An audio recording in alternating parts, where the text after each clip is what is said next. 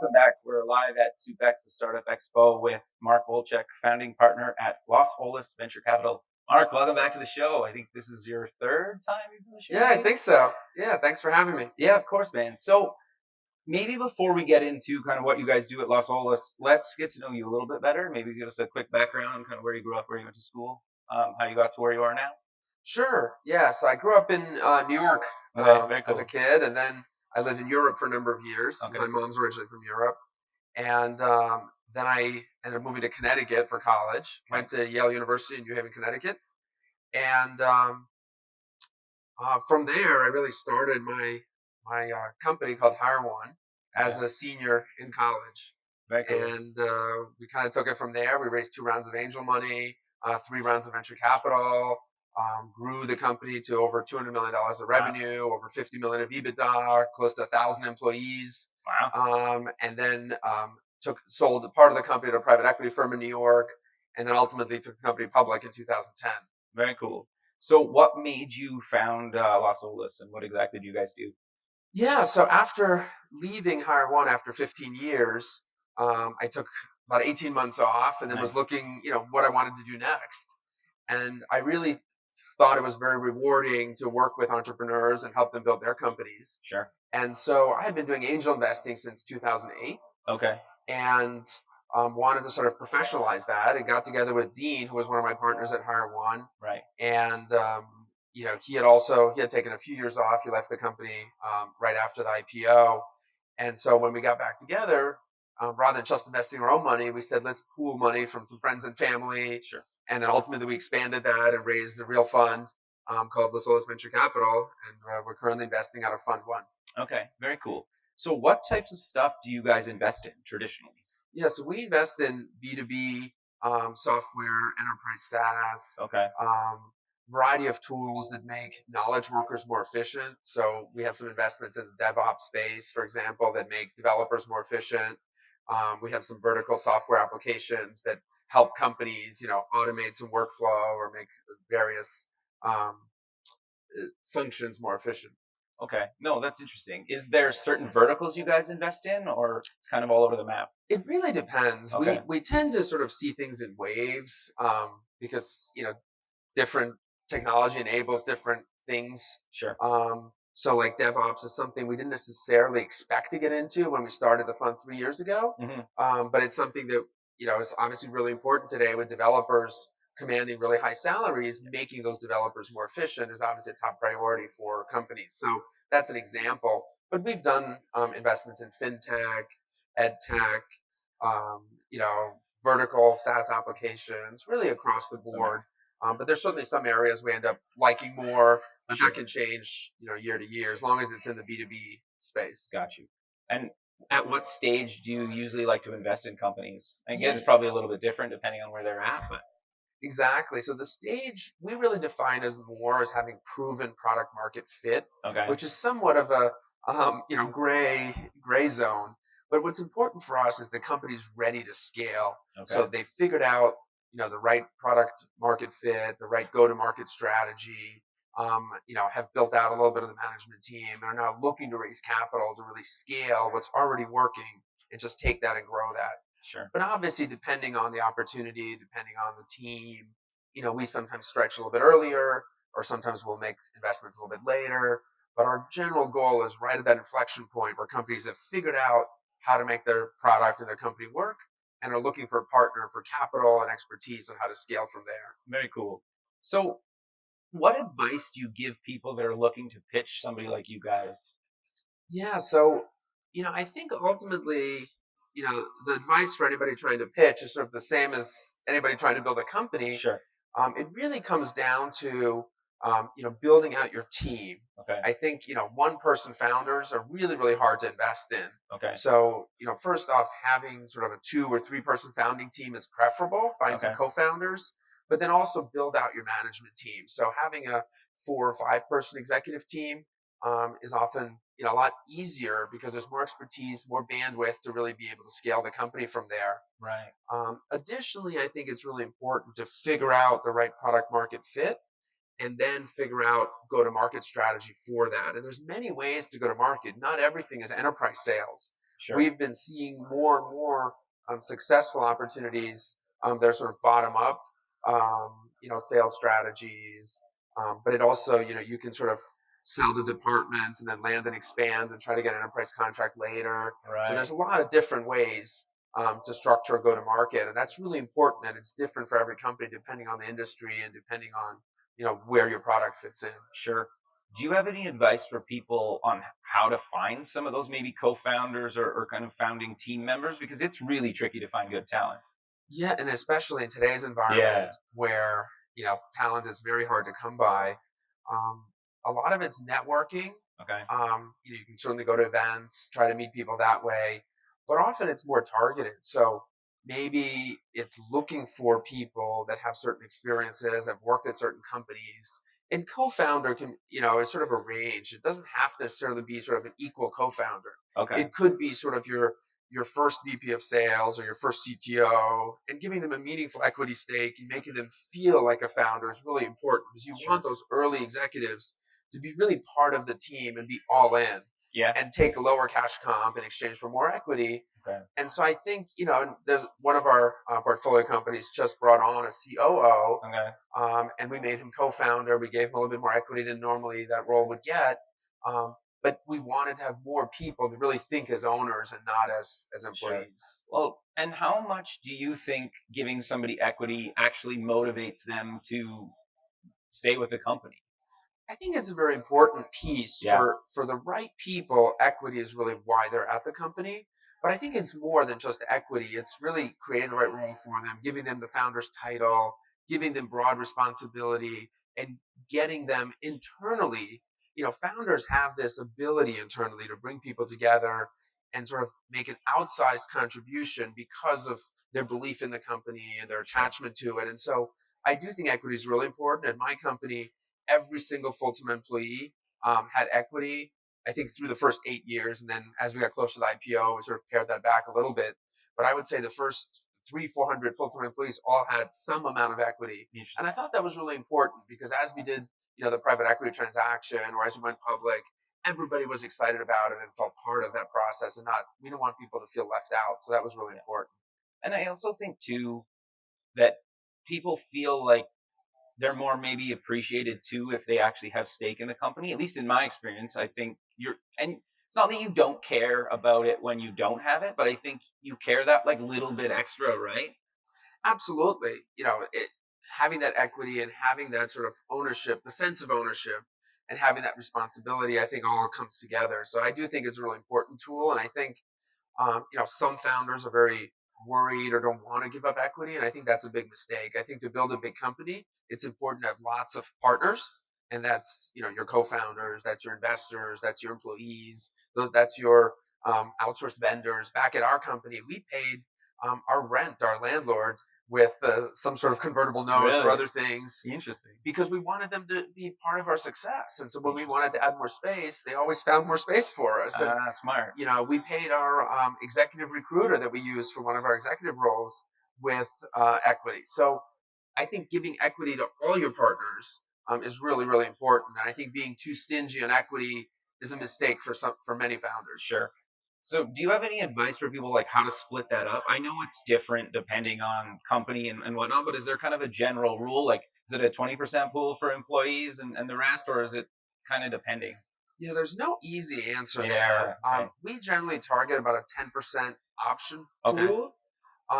That said, I think especially with co-founders and with others, partners, it's important to just figure out the right capital strategy, and worry less about dilution. I mean, we used to always joke, cash was a limited, resource for us, Hmm. but we could always issue more shares.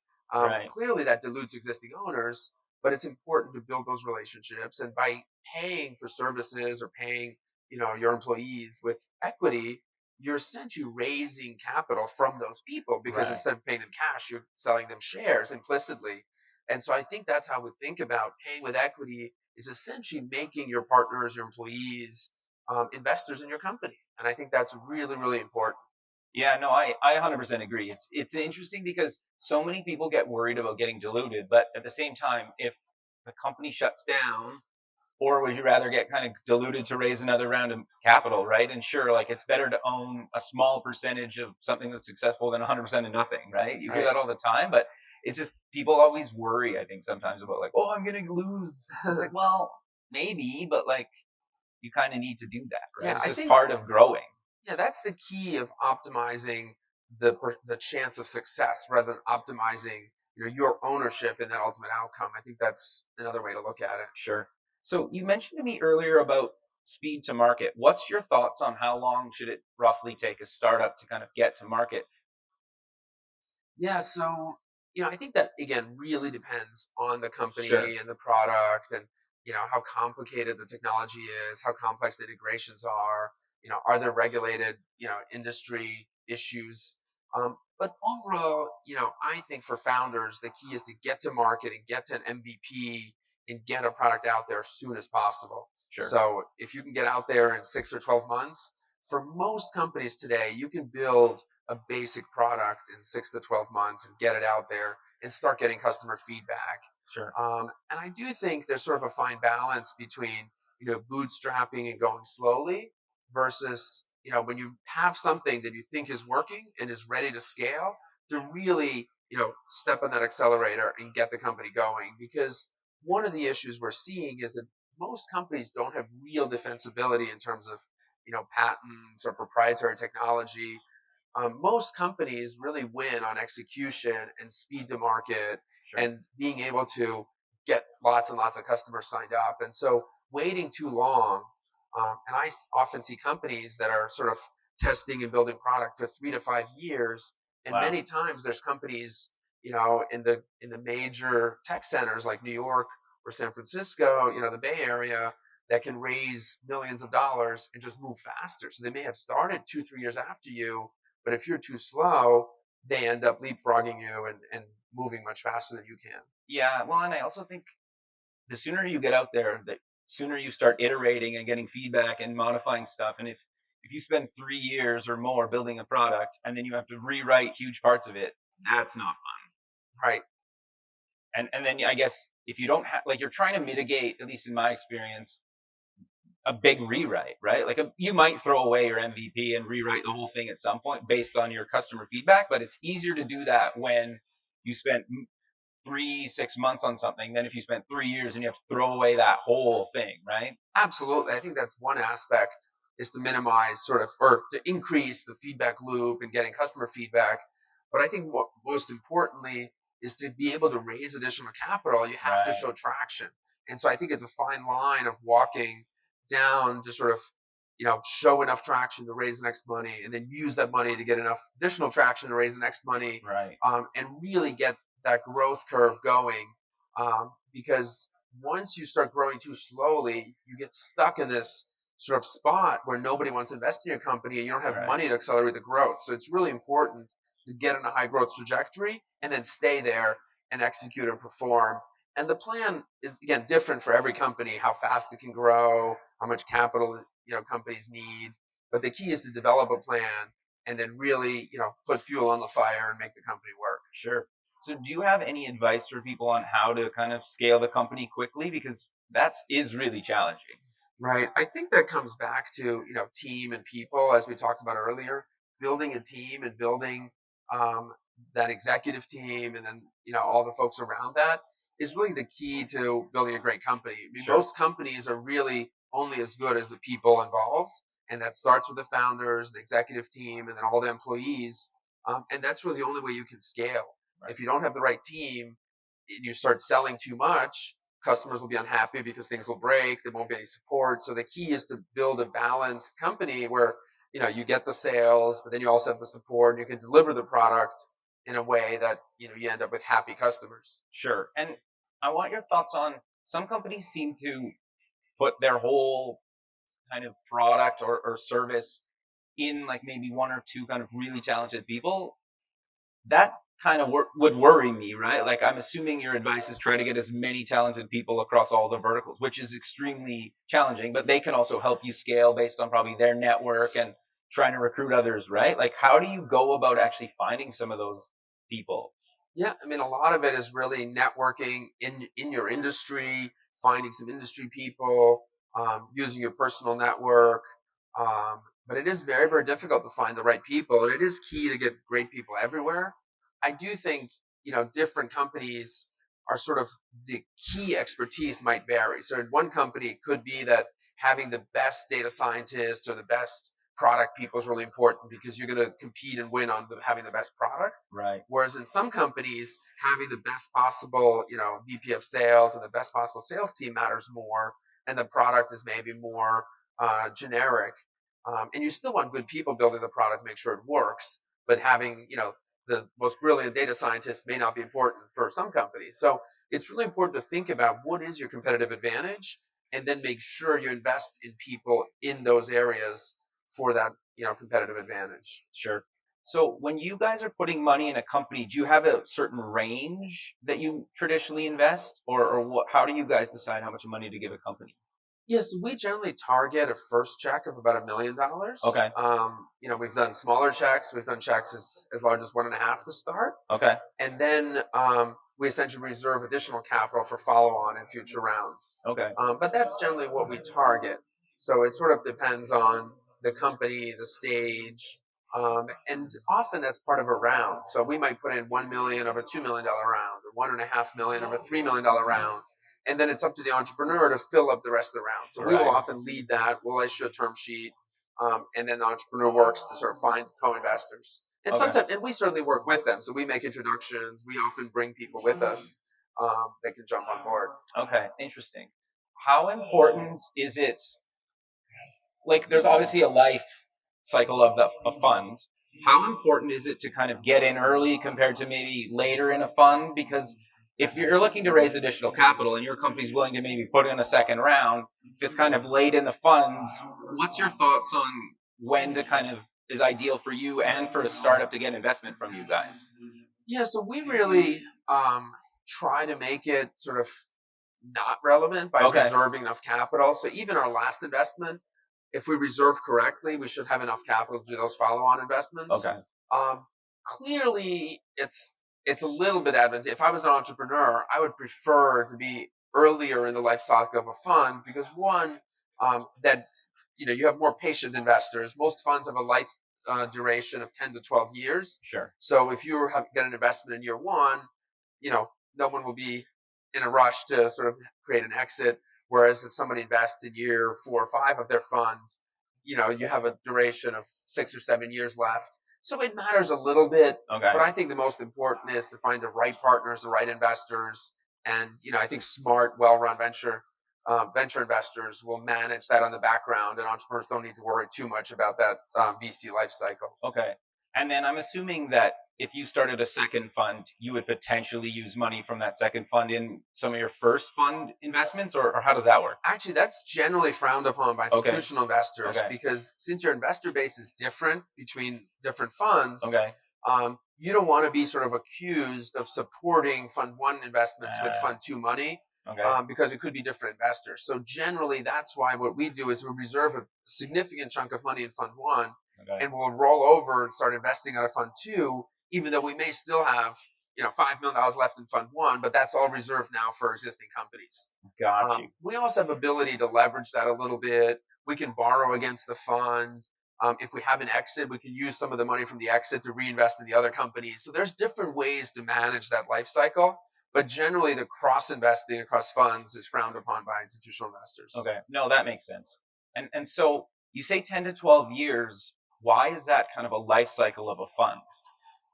It's really because investors ultimately want to get their money back. Okay. Sure. And so our goal is to invest the fund generally in 3 to 5 years. I think for fund one, we'll actually be fully invested in 3 or 3.5 years. Okay. And that gives us, 7 to 8 years to work with all the companies and ultimately create returns. And there are ways to extend the life of the fund. You could distribute, if there are investments left over at the end, you can either distribute those, you can sell them to a special purpose fund. There's lots of ways to create that. Sure. But institutional investors and, individual investors want to see some, deadline on return of their capital with gains. Sure. Well, and I think it seems like more and more companies now are taking close to maybe 10 years to either get acquired or IPO. where it used to be maybe like 3, 4 years companies were trying to exit, but it seems like the life cycle of a company now has kind of been extended. Do you agree with that, or what's Um, your thoughts on that? I think that's right. I think we're seeing holding durations, for investments become longer. At the same time, I think there are more and more options to sort of sell positions to private equity firms to sort of create liquidity for investors without an exit. Okay, And I think interesting. most entrepreneurs and most investors don't take enough advantage of that because there's so much private equity money out there that for successful companies that are generating, significant cash, there's actually a very liquid market of private investors who can essentially, buy out earlier investors Right. or buy a third. Like at Hire One, we sold a third of our company to a private equity firm, and we used all that money to buy out early investors, including management. So we Okay. were able to take some money off the table. And I think that's an important tool that still not enough people think about, that you can create liquidity without actually creating an exit. Interesting. But we're out of time. So where people can get more information about you guys? Sure, lasolasvc.com. Okay. So that's lasolasvc.com. And that's the best place to learn more. Perfect, Mark. Well, I really appreciate you again taking the time to be on the show, and I'm sure we'll keep in touch and have a good rest of your day. Great. Thank you. Thank you.